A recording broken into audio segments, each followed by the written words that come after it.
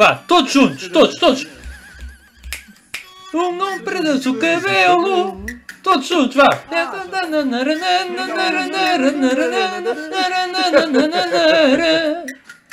Tu não prendas o cabelo. E para adornar o teu corpo, realçando a tua formosura. E é isto Tu és a mulher que eu sonhei. E é isto a geração mais bem formada de sempre. Mas olha, culta, como é que é possível? culta. Como é que é possível ao fim de 30 anos desde ter morrido? Pá, malta ouvir isto. Olha, é caso para dizer que não me damos a Não isto. me damos a isto.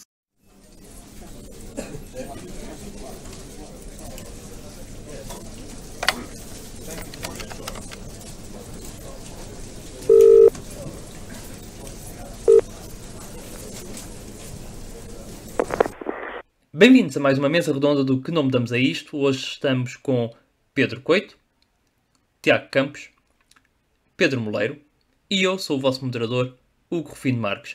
Este podcast conta com o enorme apoio do Europe Direct do Algarve e do Postal do Algarve.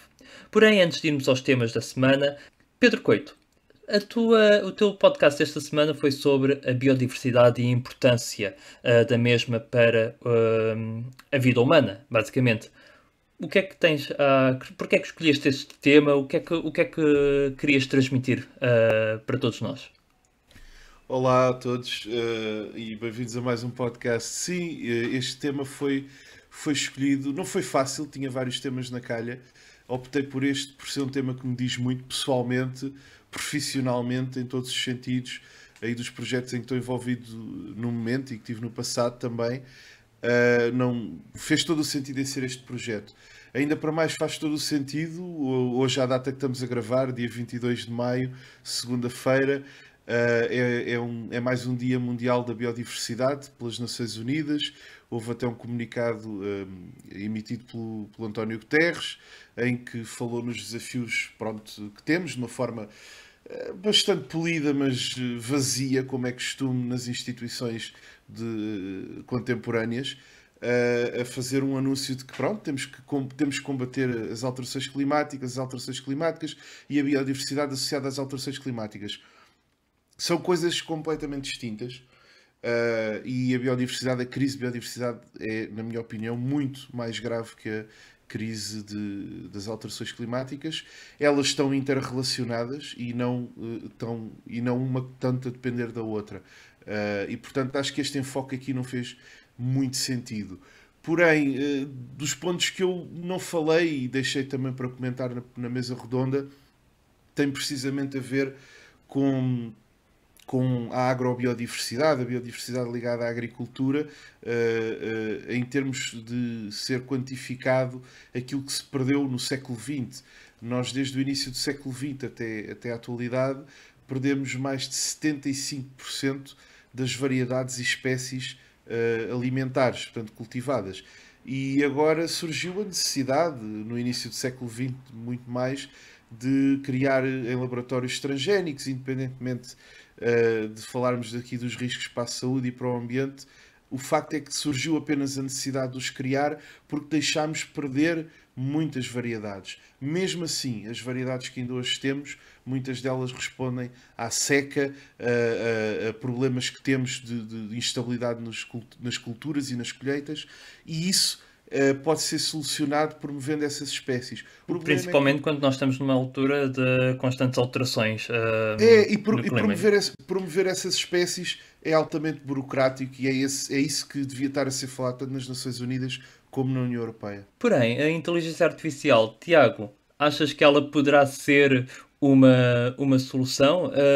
O teu podcast foi muito interessante porque utilizaste uma história produzida por inteligência artificial, mas que não é uma história verdadeira, caso o Estado Novo não tivesse vingado. Como é que seria o futuro de Portugal? E deu de facto foi muito convincente, indo buscando personagens. Como é que surgiu essa ideia? Porquê este tema? Bem-vindos, caros colegas e caros espectadores. Gostaria de referir que escolhi este tema devido aos tempos em que vivemos, com a o apogeu da informática, têm surgido cada vez mais plataformas e cada vez mais possibilidades de podermos criar conversações com a inteligência artificial através de plataformas como o ChatGPT, como o Bing Chat, como o Google Bard, que são novas possibilidades que se abrem nos horizontes das pessoas, podendo interagir com a inteligência artificial de forma aberta, colocando questões, que a inteligência artificial responde acedendo a múltiplos dados de milhões de informações que foram tanto postas dentro delas, como através de pesquisa de motor de busca, que permite interligar todo o tipo de informações e mais algumas existentes no universo online.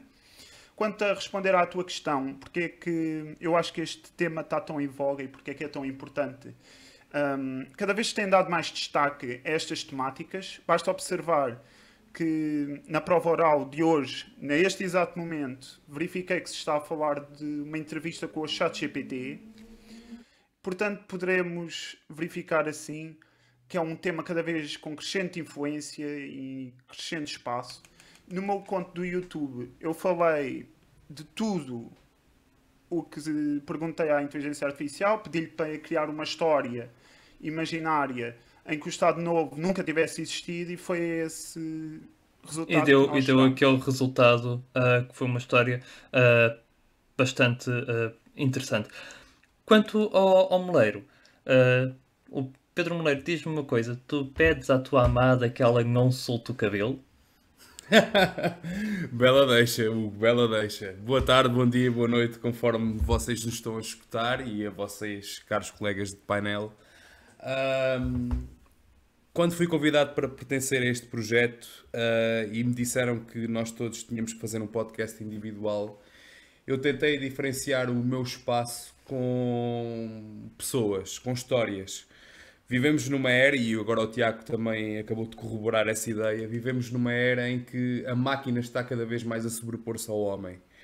E o algoritmo sobrepõe-se sobretudo à espontaneidade e à arte que o homem consegue empregar nas suas múltiplas tarefas. De ser o tal poeta à solta, como disse o Agostinho da Silva. Posto isto, epá, a história do meu podcast é muito simples. Eu estava a ver um reel no Instagram, deparei-me com uma música de um tal de José Pinhal e fui pesquisar sobre isso. Epá, e encontrei uma história maravilhosa, como um artista que morreu em 1993, há 30 anos, e que nunca teve aparente fama, nem aparente reconhecimento a nível nacional, nem a nível regional, começou a ter, passado 20 anos da sua morte, há cerca de 10 anos, passou a ter um hype enorme nas redes sociais e um hype enorme, sobretudo nas camadas mais jovens.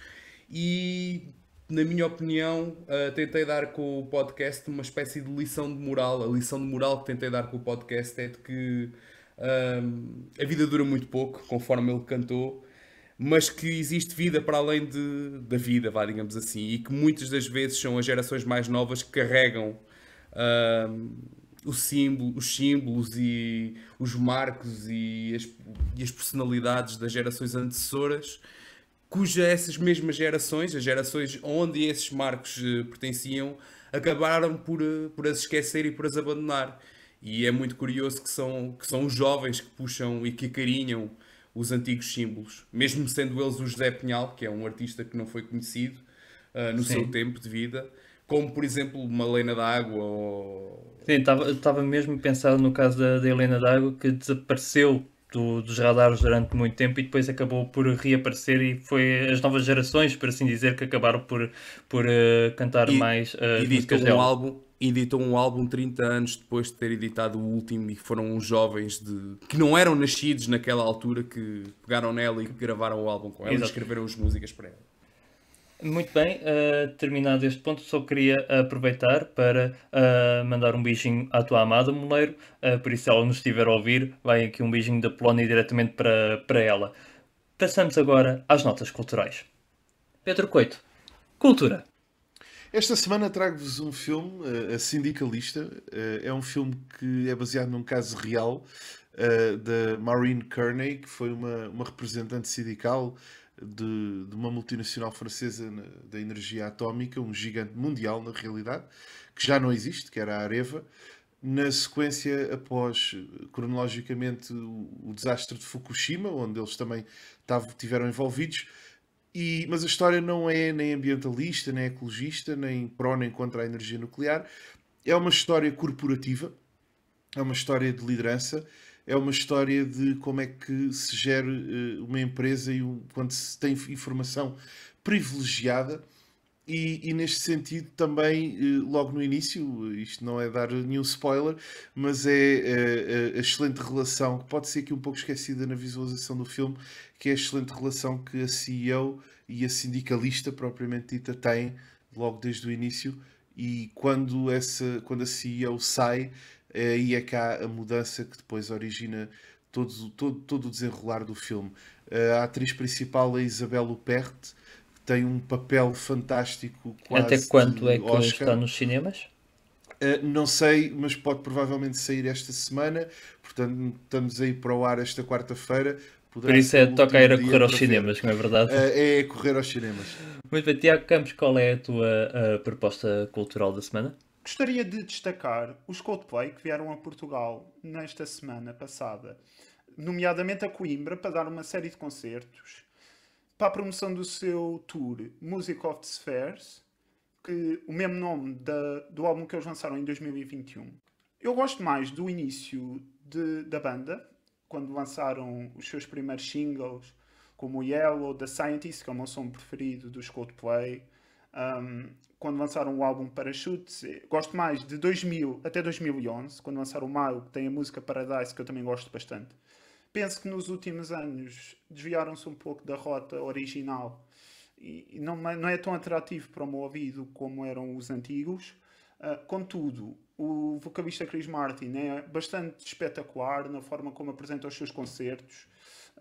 Já vi, apesar de não ter assistido ainda pessoalmente a concertos dele, já vi bastantes pelo YouTube e vejo que é bastante dinâmico e que oferece um grande espetáculo a todos os espectadores que visitam os seus concertos e que ouvem a sua música. Por isso, basicamente, todos vamos voltar a ouvir os Coldplay e recordar algumas músicas deles. Pedro Moleiro, Exatamente. quanto a ti, qual é a tua proposta cultural da semana? Bom, eu vou recordar os momentos em que o professor Marcelo Rebelo de Sousa tinha o espaço de comentário na televisão e fazer várias sugestões numa só. Bom, Opa, temos pouco tempo, vamos lá ver se isto... Pronto, tudo bem. É proibido, mas podes fazer. certo, se o moderador deixar. Bom, 26 anos do OK Computer dos Radiohead, o último grande álbum da banda, na minha opinião. O concerto solidário No Futuro ao Piano, que será realizado dia 25 de maio às 21h30 no Pavilhão Atlântico e contará com Jorge Palma, Diogo Pissarra, José Cid, Tomás Wallenstein, Mariana Bobone e André Amaro, e toda a receita reverterá para a Associação Novo Mundo, que tem vários albergues para crianças em risco. Também a exposição fotográfica Batismos da Meia-Noite, de John Alvado, que está em exibição até dia 25 de junho, no Centro de Estudos em Fotografia de Tomar. E por fim, está a cumprir-se o 25º aniversário da Exposição Mundial de 1998, um evento que, na minha opinião, seria possível de se realizar naqueles moldes nos dias de hoje, mas isso estará para outras núpcias, outros podcasts. Muito obrigado, Sr. Professor Moleiro. Vamos agora para os temas da semana.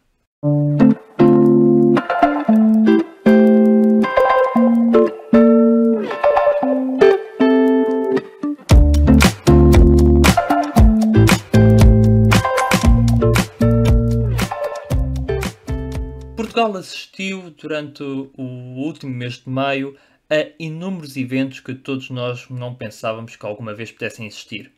Desde envolvimento dos serviços secretos para ir buscar um computador que era um roubo, mas afinal já não era, porque depois não poderia ser utilizado, bicicletas atiradas a vidros do Ministério das Infraestruturas, câmaras desligadas no quarto andar com mulheres presas numa casa de banho e um homem em fúria atrás de um computador, enquanto o seu chefe, neste caso um ministro, andava a telefonar para todos e mais alguns para poder recuperar um computador, tudo devido a umas notas que ainda hoje nós não sabemos muito bem ao certo o que é que estas tinham. Durante todo este processo, Portugal está incrédulo e a assistir à telenovela da Comissão Parlamentar de Inquérito à TAP Transportadora Aérea Portuguesa. A questão que se coloca é que este não é o primeiro caso deste governo quanto a um escândalo. São vários casos acumulados e não é o único governo que o tem. O desgaste da democracia com estes sucessivos escândalos políticos pode levar a uma descrença total da população. Pedro Coito, qual é o impacto que estes desgastes têm na população portuguesa? O que estes desgastes têm, o que eu vou dizer não é nada de novo, é tudo aquilo que já tem sido reiterado um pouco por todos os partidos políticos, por todos os intervenientes públicos. É o desgaste da democracia, claro, é óbvio, e acima de tudo é uma perda de credibilidade nas instituições públicas. Isto parece banal, parece que estou a repetir mais uma coisa, mas isto é sério, é muito sério, porque as instituições são feitas de pessoas. E são estas pessoas que estão envolvidas nestes escândalos, falo de todos e não só dos que mencionaste, que fazem os problemas do país e generalizo do mundo. Porém, eu falo pessoalmente daquilo que assisti na Comissão de Inquérito Parlamentar. Apeteceu-me fazer pipocas, apeteceu-me ficar a comer amendoins, a beber uma cervejinha, a ver aquele teatro que, se não fosse real, era fascinante, no mínimo, era digno de um Oscar. Mas ao mesmo tempo parecia aquelas zangas e turras de associações de estudantes, de algumas que eu assisti em pessoa, que há por este país. Ao mesmo tempo eram umas associações de estudantes de secundário, de escolas secundárias. Portanto, isto é uma completa imaturidade. Pessoas que não são capazes ou não deveriam estar aptas para estar no governo se lhes fizessem um teste psicotécnico. E no meio disto tudo, este circo todo, ou a pergunta que eu deixo no ar é porquê este circo e porquê este momento? Já uns dias antes, um comentador, também quase praticamente da nossa idade, num canal, tinha mencionado que a lei do tabaco já parecia que vinha para distrair de algum evento político. Evento político depois culminou aqui também na Comissão Parlamentar. Mas eu ainda falo que, mesmo a própria Comissão Parlamentar, que até na quinta-feira, com a audição do Ministro João Galamba, se proporcionou para suprimir até programas de comentário semanal, como Passa Publicidade, o Eixo do Mal, na SIC Notícias, passou completamente ao lado. Tive esperança que na sexta-feira ainda se falasse, não se falou. Pensei que no sábado se falasse, também não. Passou o domingo. Hoje estamos a gravar mais uma vez segunda-feira e ninguém falou do evento político mais importante da semana e mesmo de pelo menos 2 décadas em Portugal, que foi o encontro do Clube Bilderberg no Pestana Palace em Lisboa. Só tínhamos tido um encontro deste clube em 1999 em Sintra e teve em Portugal, ninguém falou. E até agora, esse para mim é o acontecimento político mais importante em décadas, portanto, uma escala transcende. E este circo político que assistimos foi apenas para distrair. Mas eu já falo mais à frente um pouco do Clube Bilderberg e deste encontro. Sim, que foi até mesmo noticiado que os clientes do hotel tinham que sair do hotel e só podiam voltar passado uns dias. O hotel esteve completamente fechado, Exato. Ruas fechadas, polícias, agora já não é helicópteros, é drones, só não cortaram o tráfego aéreo porque o alinhamento da pista do aeroporto de Lisboa passa praticamente por cima do Pestana Palace. Ainda não há o aeroporto em Santarém. Foi uma falha. Ainda não há o aeroporto em Santarém. Talvez aí... Não sei como é que o chefe da segurança passou. Passou. Tiago Campos, tu és muito conhecido pelas estatísticas que fazes e de conseguires acertar em grande parte delas. Por isso, vou-te aqui colocar uma questão complicada. Qual é a tua previsão do futuro da democracia com estes escândalos todos e qual foi para ti os casos em que foram os vamos assim dizer, os mais escandalosos e que deveria ter tido alguma ação. E o porquê é que nós chegamos aos dias de hoje com estes casos de encobrimentos e histórias hollywoodescas? Ora bem, eu gostaria, acho que fizeste uma excelente pergunta sobre o que se passa nos dias de hoje com a nossa democracia, com estes crescentes casos polémicos, complexos, de corrupção e todo o tipo de compadrios e de tolerância. Eu gostaria de destacar, antes de pegar no discurso do Pedro Coito, que há certas informações que eu gostaria de complementar, mas gostaria de pegar primeiro na parte de saber que existe um braço de ferro entre o Primeiro-Ministro, António Costa, e o Presidente da República, Marcelo Rebelo de Sousa, que tem causado diversas telenovelas nos meios de comunicação social, mas que no fundo não traz consequências sérias neste momento para qualquer ação governativa. Sente-se um clima de pujança em que qualquer membro do governo pode fazer o que lhe apetecer e o que bem lhe quiser, que não há consequências práticas para o seu cargo ou para a mudança de rumo do governo.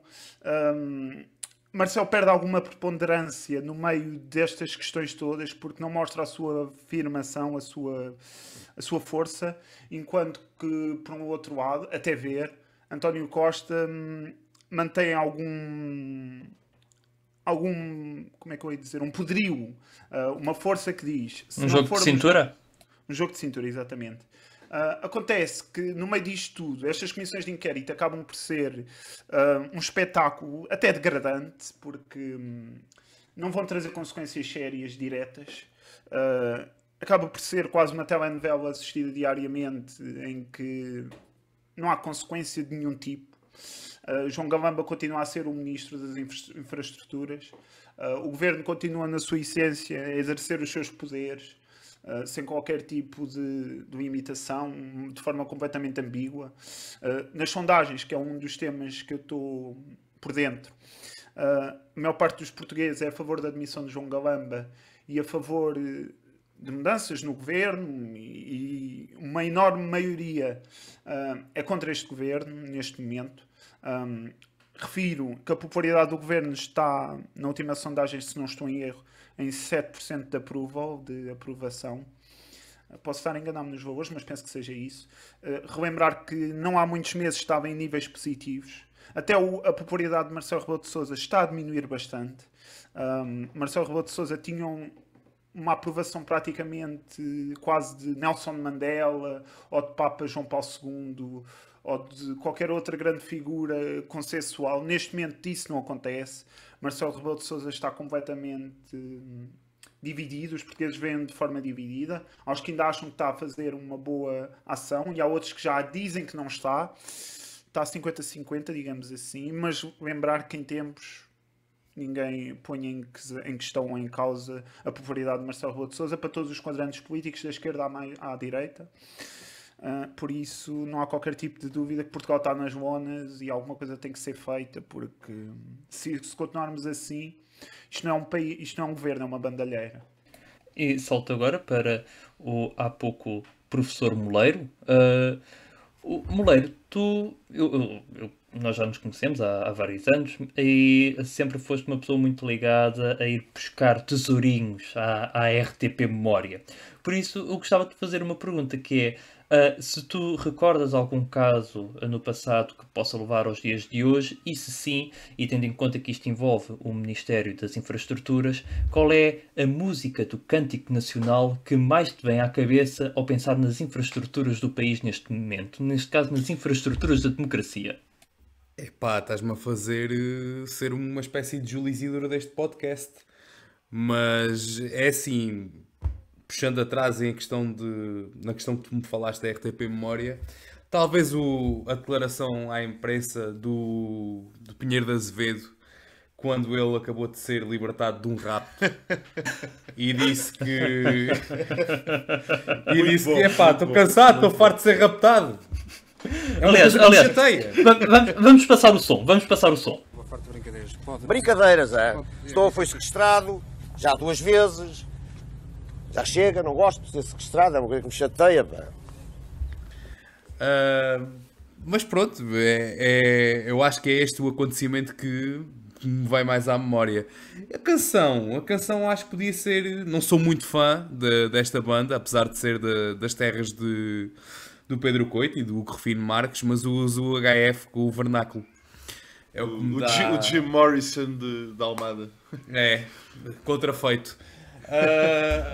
Estou a brincar. Mas nada contra, gosto muito. Mas nada contra. Sou um fã do ZHF. Excelente e um abraço ao António Manuel Ribeiro. Exatamente. É assim, este acontecimento da CPI, de agora denominada CPI, faz-me lembrar, por exemplo, há uns tempos quando falavam de maternidade de Alfredo da Costa era a MAC, por exemplo. Há uma tendência para abreviaturas. E já agora a CPI faz lembrar também o Consumer Price Index, que é o índice de inflação nos Estados Unidos, que está sempre a aparecer nas notícias. E, portanto, esta semana, quando comecei a ver a chegar as manchetes de CPI, assim, mas já saiu outra vez o número. Ah, não, isto é a Comissão Parlamentar de Inquérito. Neste caso podemos dizer que é um déficit democrático. Mas... É mais uma deflação do que uma inflação aqui. Exatamente. Que saiu neste resultado da CPI.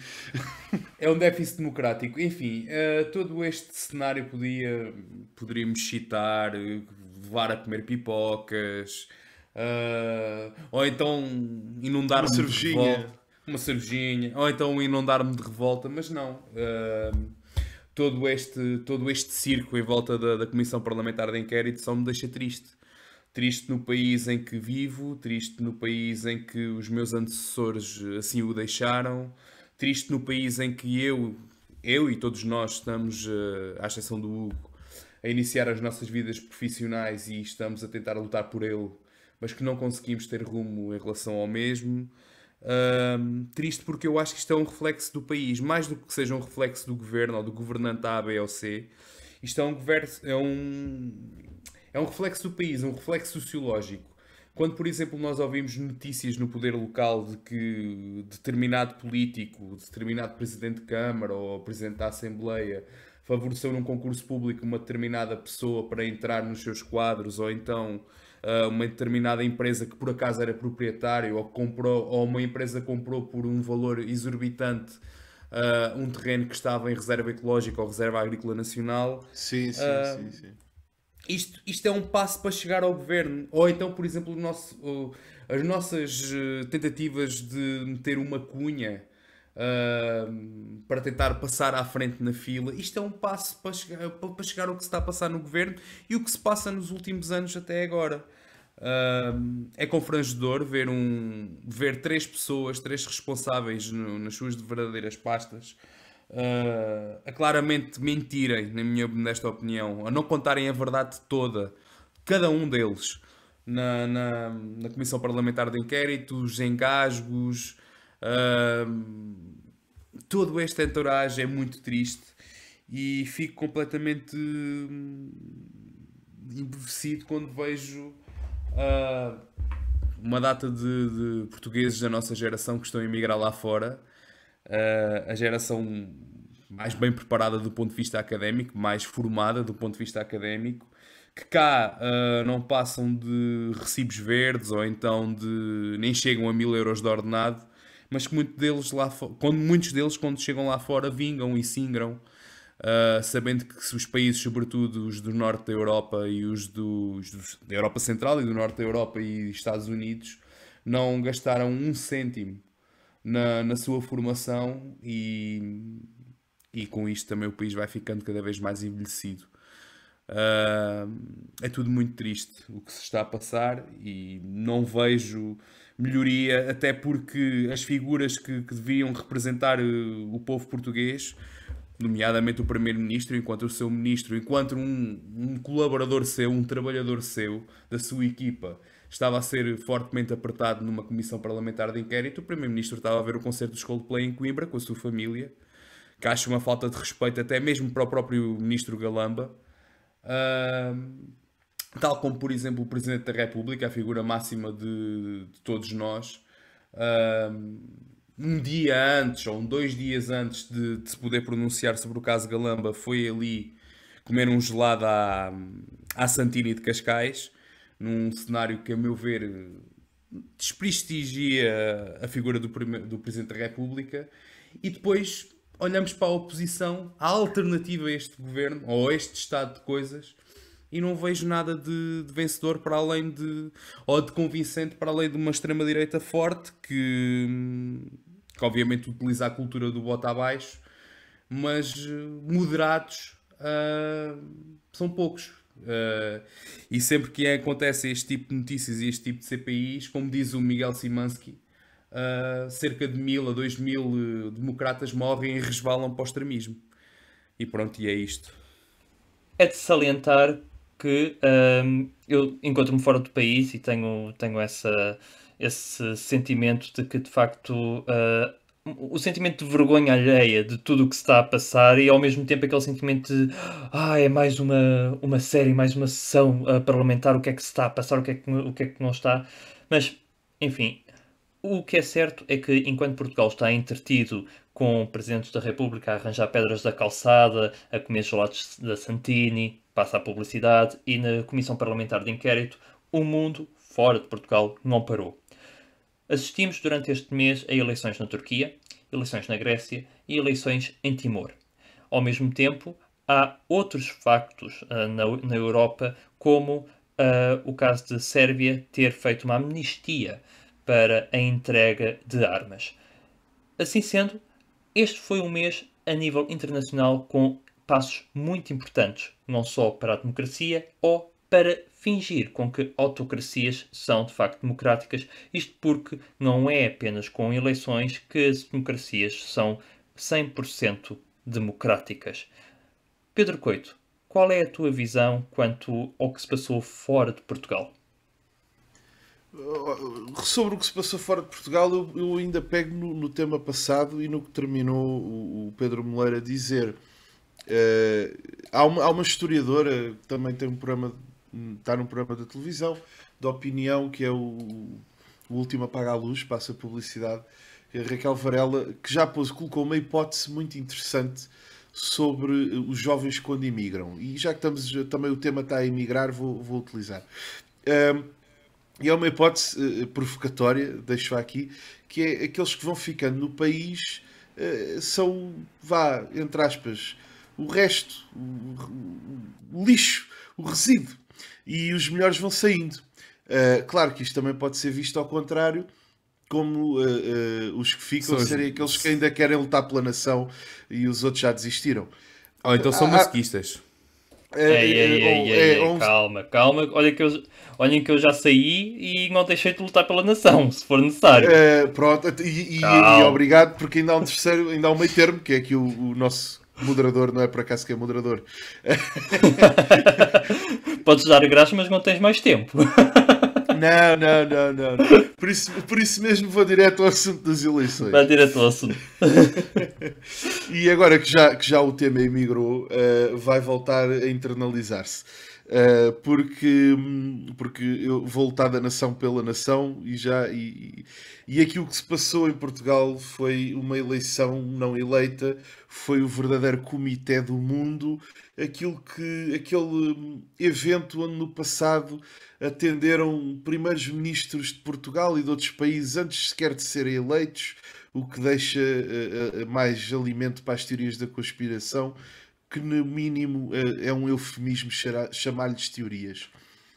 Foi o 69º encontro Bilderberg, em Portugal, como se diria no Parlamento, curioso número, e os temas que estiveram em cima da mesa foi o segundo encontro desde que não existiu na pandemia, nos 2 anos de pandemia, e já houve o ano passado em Washington e agora foi em Lisboa, que converge aqui que Lisboa está num eixo estratégico, num eixo de poder mundial, outra vez muito interessante. Porque é que a reunião ocorreu aqui?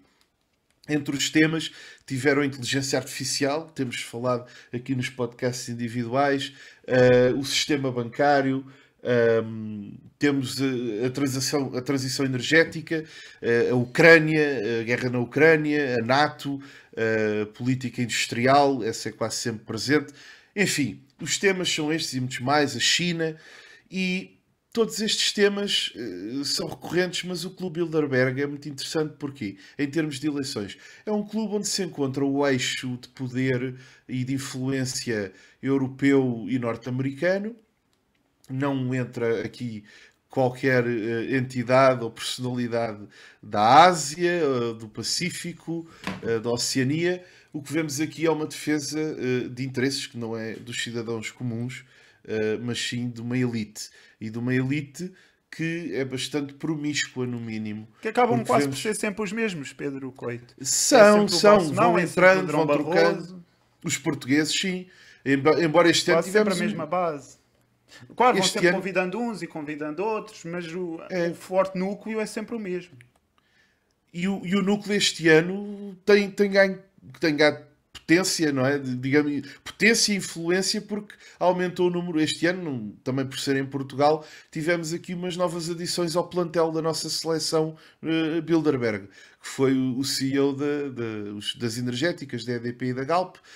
Foi também Sim, é da bastante curioso a ver FEDSAI. as duas companhias de energia que não têm nada a ver uma com a outra, as duas a participar no Bilderberg. Sim, e tem precisamente a ver com a transição energética. Portanto, até diria que isto são aquelas adições que até já deviam ter acontecido antes e que poderão ser até pelo interesse dos cidadãos. Agora, todos os outros temas, infelizmente, e a promiscuidade do grupo. O Bilderberg, fundado em 1954, no Hotel Bilderberg, na Holanda, tem mesmo um princípio que é: todos podem, quando saem de Bilderberg, das reuniões, podem utilizar essa informação como informação privilegiada entre líderes de empresas, entre investidores, entre políticos, e utilizar essa informação privilegiada para o que se lhes der, benefício próprio, enriquecimento, desenho de políticas públicas, tudo, desde que não citem a fonte, porque as fontes não podem ser citadas, mas tudo o que é falado lá dentro pode e é deixado, deve ser usado pelos membros que participam nesse clube sinistro, oculto. Acaba que por ser uma forma de compadrio, basicamente. Não, eu nem vou dizer a palavra começada pelo C, mas nós temos aqui, porque não é, e não o é um networking, simpaticamente dizendo. E só que é um networking de uma elite, mas aqui para mim é que está o maior problema de todos. É não haver transparência. Há participação de jornalistas. Aliás, de jornalistas de charneira, chefes de edição, de diretores de editores, aliás, chefe, como se diz em inglês, por isso é que estou a dizer numa tradução literal, de jornais americanos, europeus, internacionais, espanhóis, inclusivamente também, e lá está. Mas mesmo estes jornalistas, não há nenhum reporte, não há nenhuma conferência de imprensa. A única coisa que temos é aqui um resumo dos temas, os bullet points dos temas falados, que eu já mencionei, e também uma lista dos participantes. Já também mencionados por ti, Tiago, o Durão Barroso é aquele que, como estando na Goldman Sachs e faz os convites, não é? Tu falaste-me disso. Também o Balsemão. O Balsemão até é o ocasião. mais antigo, é o que vem de trás e que tem convidado sempre as figuras e que convidou primeiro o Barroso e E depois o Barroso ganha uma maior preponderância. E foi ele em 99, quando o encontro foi em Sintra. E repara num fator. O Balsemão, que foi durante anos o angariador dos convidados portugueses, digamos assim, Sim. para as várias conferências para as várias reuniões de Bilderberg, ser só o dono disto tudo em termos de comunicação social neste país. Ou seja, ele controla a comunicação, o que sai, o que não entra. Não digo que ele controla deliberadamente, mas ele tem um poder muito grande. Completamente. E isso também é de Expresso, SIC... Expresso, SIC, Visão... um universo imenso. E isto melhor, faz com... ele tem como diretor de informação, na SIC Notícias, o irmão do primeiro-ministro, que disse que se o seu irmão fosse eleito primeiro-ministro, há quantos anos é que isso foi, ele se demitiria no dia seguinte. E já lá vão 8 anos. Quase. Como diria o Guterres, façam as contas. Mas fazendo estas contas todas, há algo que é bastante interessante, é que houve várias eleições na Europa. E dessas Mas eleições, não é preciso haver eleições. somente a Turquia é que acabou por ter uma maior preponderância no noticiário nacional sobre o seu resultado. Tiago, qual é a tua visão acerca disso? Houve a Turquia, houve a Grécia, Timor. Porquê é que não se deu tanta atenção, por exemplo, à Grécia, que durante tanto tempo Portugal foi comparado à Grécia, a economia portuguesa e a economia grega foram comparadas, ambos os países tiveram uma intervenção do Fundo Monetário Internacional. Porquê é que nós só demos atenção à Turquia? Fico muito perplexo quando vejo como país da União Europeia, com características semelhantes à de Portugal, com população semelhante e com tudo mais, recebe 0 horas e 0 minutos de intervenção e de... Nem sequer as sondagens à boca das urnas apareceram nos canais televisivos em reportagem. Pelo menos do que eu vi, não sei se nos outros 2 canais apareceu, mas no canal que eu vi não apareceu. Eu gostaria de comentar também os resultados. Começava por falar da Turquia, que foi a primeira eleição, e depois já complemento dizendo o que é que eu acho dessa situação. Na Turquia, que foi aquela que recebeu a maior cobertura jornalística, Erdogan ficou muito perto da maioria absoluta, com 49,5%. Precisa de 50% para ter a maioria absoluta. O segundo candidato da oposição, que chegou a estar empatado na sondagem e às vezes até na frente, perdeu com 44,9%, avançam os 2 para a segunda volta, mas que não vai trazer grandes consequências. Erdogan deverá ganhar novamente, porque o terceiro candidato, que teve 5%, Erdogan, já anunciou o seu apoio a Erdogan. Até é expectável que Erdogan ganhe com 54%, 55%, sendo que quem mal pode subir para 46%, ele teve 45% arredondado, é possível que chegue aos 46%. Não percebo porque é que estão a dar tanto destaque, neste momento, já depois de saber isso, à Turquia, já que se sabe quase praticamente que não vai mudar de figura de poder. No entanto, a Grécia... houve uma grande falhança das sondagens na Grécia, porque as sondagens na Grécia davam também mais renhido a Nova Democracia e o Syriza, o que teria sido até possível uma geringonça com o Syriza apoiado pelo PASOK e pelos outros partidos mais pequenos de esquerda. Não se veio a verificar. Até as sondagens à boca das urnas falharam nestas eleições, porque as sondagens à boca das urnas aproximaram-se bastante das sondagens finais antes das urnas, e no fim não foi nada disso.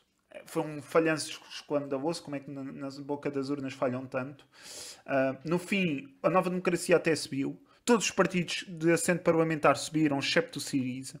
O Syriza teve um roubo astronómico, caindo de 31% para 20%. Foi uma desgraça em termos eleitorais. Nem sei se Tsipras terá condições para continuar como líder do Syriza. O PASOK aproximou-se, coisa que já não acontecia. Parece que está a haver novamente uma inversão de polos e de lideranças. Quando o PASOK era um partido muito mais importante de cariz de centro-esquerda, neste momento o Syriza, que era visto como um partido mais à esquerda, está a perder a sua preponderância e o PASOK está a recuperar de certo modo. Vamos ver se não voltam a inverter papéis novamente. O que é que o Partido Comunista subiu para valores históricos da última década, porque voltou a ter mais força, 7%. Há quem diga que os partidos comunistas da Europa estão a morrer e a definhar, mas parece que na Grécia isso não está a acontecer. Temos que referir que o que é um partido ortodoxo, um partido que defende a linha marxista-leninista, por vezes de forma bastante semelhante ao PCP, se bem que o PCP aderiu à geringonça, enquanto que não era tão certo que o que aceitasse fazer parte de um governo de Syriza. Resta falar de Timor-Leste. Desculpa, Tiago, só para te complementar. Se tu fores ver, por exemplo, os vídeos da Carvalhesa ou da Internacional Comunista do PCP, tu tens comentários de gregos que não se conformam com o facto do Partido Comunista Português ter feito uma coligação com o PASOK, com o nosso PASOK, com o PS. Sim. E o facto de eles terem sempre mantido a linha marxista-leninista, a sua ortodoxia, e nunca terem aliado com o Partido Socialista, acho que isso é a chave de ainda terem alguma força na Grécia. E de até crescerem alguma coisinha, assim. E é interessante terem visto o caso português. Aliás, acabaram por tomar mais atenção ao caso português do que aquilo que nós acabamos por tomar atenção à Grécia.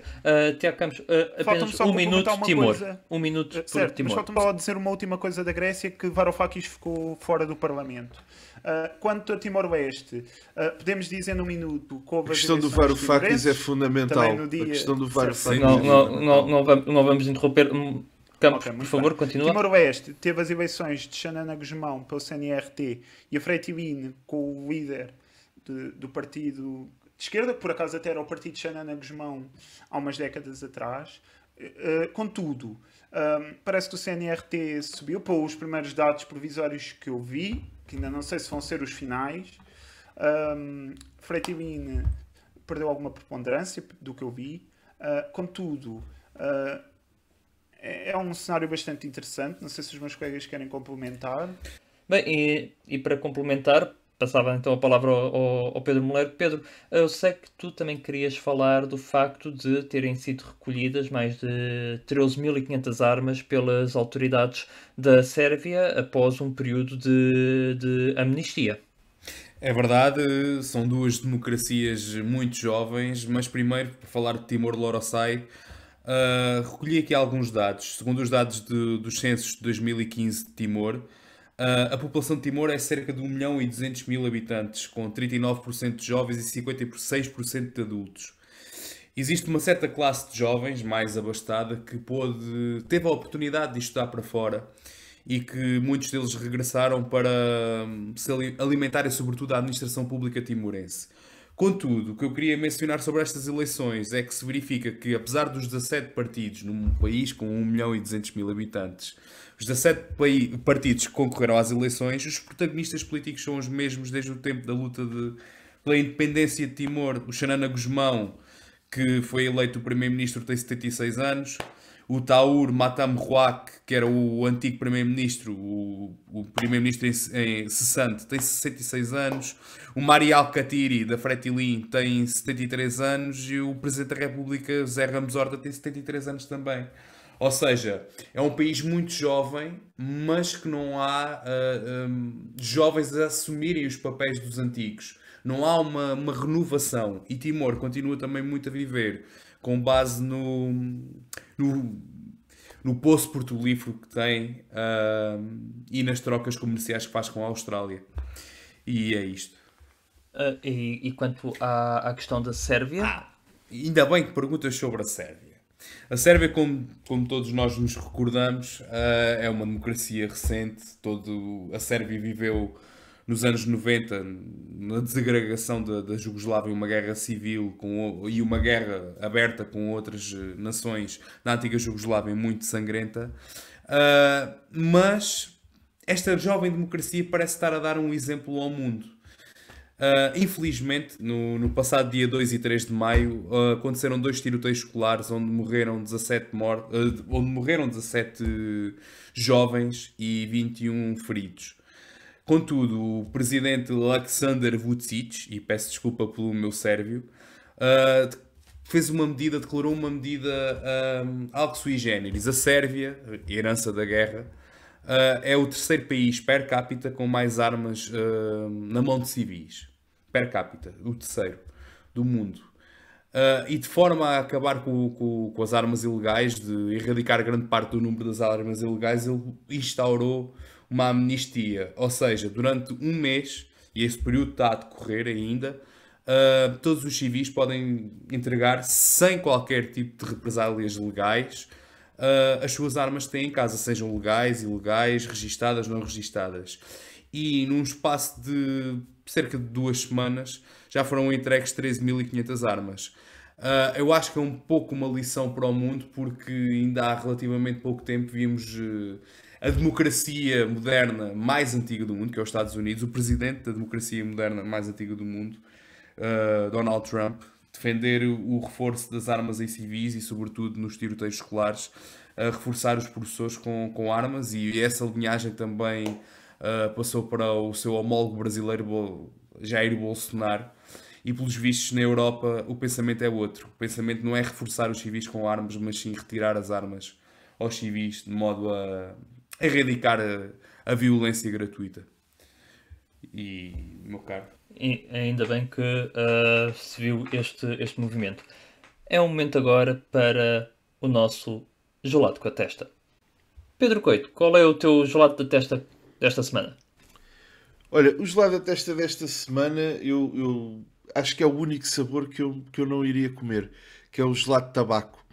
Foi precisamente na CPI do Galamba, e em que a certa altura o ministro perguntou se podia ter uns minutos só para fumar um cigarro.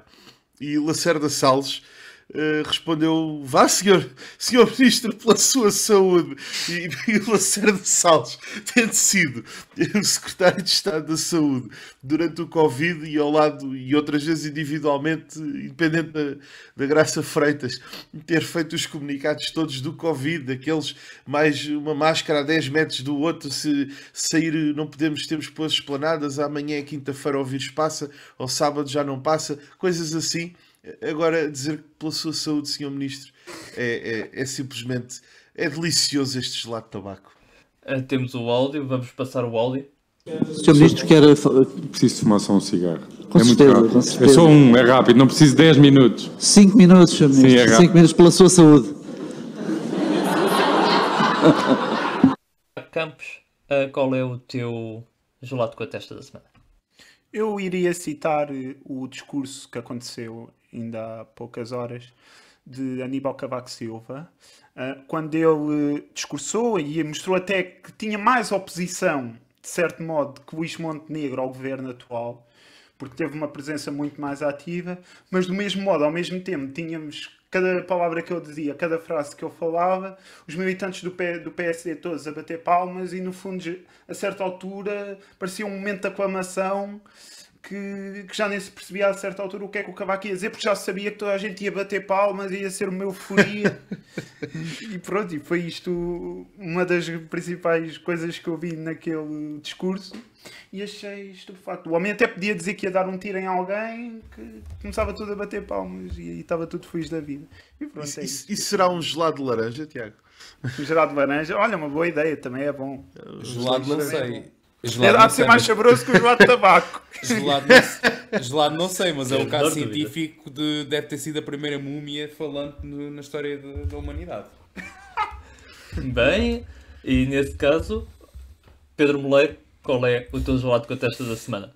Bem, pegando um bocadinho das palavras aqui do nosso colega, camarada Pedro Coito, é a lei do tabaco. Não porque seja um exemplo, eu próprio um exemplo, porque sou o único entre nós que fuma. Ninguém é perfeito, é verdade. Mas porque, como o Pedro Coito também já mencionou no início do podcast, acho muito oportuno mexerem-se com um dos ópios do povo. Se antigamente Karl Marx dizia que a religião era o ópio do povo, atualmente nas sociedades modernas e sobretudo na portuguesa existem vários ópios. O tabaco é um deles, o futebol é outro, e estarem a mexer com um dos ópios do povo português numa altura em que todos estamos a escrutinar o governo com esta questão da TAP, acho que é uma forma de não só de acicatar os ânimos, mas sobretudo de desviar as atenções do que se passa, do que se realmente importa sobre o panorama político nacional. E é o meu gelado para a testa, também há de ser de sabor a tabaco. Como não há tabaco... Eu se calhar propunha, não sei, o que é que vocês acham, Tiago, Pedro, se calhar punhamos aqui 2 bolas de tabaco com topping de laranja, ou... Eu não sei, mas pomos algum licor também. Eu não sei, estou danadinho. Eu não sei, estou danadinho para fumar um cigarrinho. Oh meu caro, pela sua Pela saúde. sua saúde. Pela sua saúde. Citando Lacerda Salles, pela sua saúde. Houve tempos que citava um famoso Presidente da Assembleia da República que disse curioso número. Já o citei hoje. Exato, agora as novas gerações vão citar pela sua saúde. E chegamos ao fim de mais um Que Nome Damos a Isto. Siga-nos nas nossas redes sociais. Não se esqueça de clicar no sininho para receber as nossas notificações e partilhar. Ou meter os mais nossos tabaco. Ou mais gelado também. Combinaste alguma coisa? Combinaste? Como assim? Então, essa questão do tabaco, pá. Pela sua saúde, meu caro, pela sua saúde. E para terminar então o nosso programa, deixo como proposta que ouçam a Baltic Neopolis Orchestra, onde tem o portuguesíssimo Emanuel Salvador, que é diretor de programa da Baltic Neopolis Orchestra, em Szczecin, Polónia. um dos poucos portugueses, não sei se sabem, mas que está a tocar um dos 500 Stradivarius que ainda existe. Desejo-vos a todos um resto de uma boa semana e pensem, que nome damos a isto?